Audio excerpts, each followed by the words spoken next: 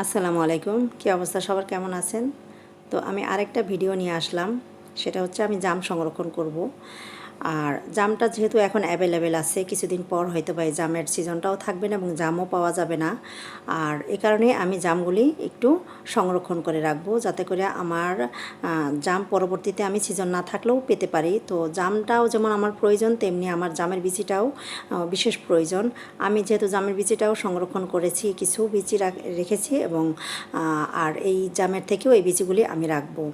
তো আমি এটা সংরক্ষণ করার জন্য প্রথমে জামগুলিকে আমি পানির মধ্যে 2 ঘন্টা ভিজিয়ে রাখবো। তো ভিজিয়ে রাখার জন্য এখানে আমি 1 চামচের মতো লবণ দিয়েছি এবং হোয়াইট ভিনেগার যেটা, সেটা আমি দিচ্ছি।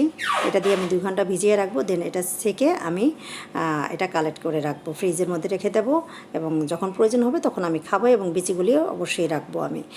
আর এই জাম যেমন আমাদের জন্য শরীরের উপকারী, তেমনি জামের বিচিটাও কিন্তু খুবই উপকারী। এগুলি ডায়াবেটিস, প্রেশার সব ধরনের রোগের জন্য অত্যন্ত উপকারী। এগুলি কিন্তু বিনা পয়সার ঔষধ। তো ধন্যবাদ আমার ভিডিওটা দেখার জন্য। ভালো লাগলে অবশ্যই লাইক, কমেন্ট এবং শেয়ার করবেন ইনশাল্লাহ।